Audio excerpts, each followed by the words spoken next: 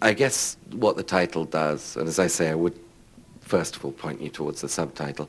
I guess what the title does is demarcates this book from Orientalist books on India that pay excessive obeisance to polytheism and to spiritualism, of which I am not at all disrespectful, and if I were, my wife would have left me. So I don't want to mislead.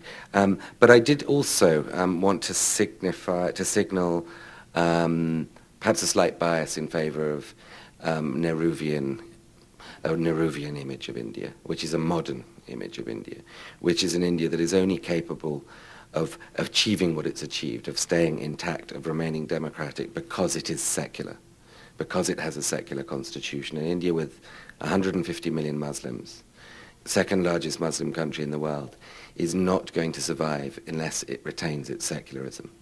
And I believe very strongly in that. I think that, I do go into some of the problems that India that could present stormy rain clouds on this relatively positive horizon India has before it.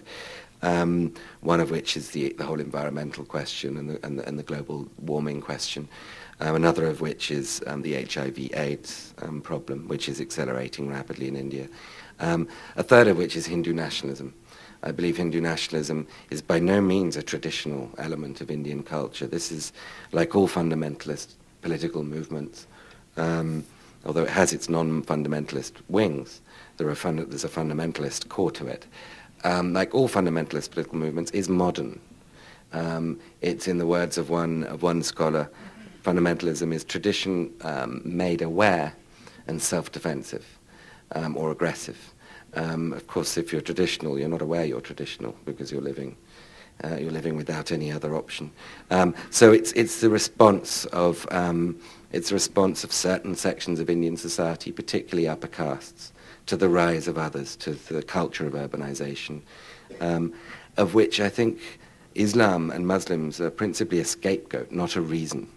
I think the Islamophobia that comes with the BJP and with Hindu nationalism is a product of and not a cause of. I think this is really to do with the caste changes that are taking place in India. Hindu nationalism is upper caste dominated, and it's an urban dominated phenomenon.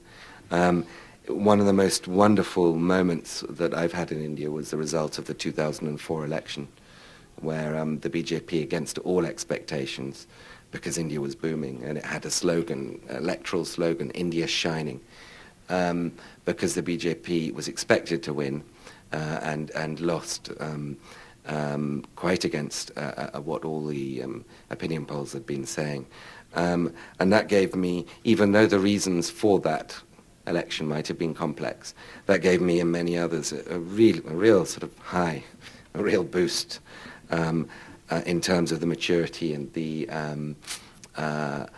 the character of Indian democracy.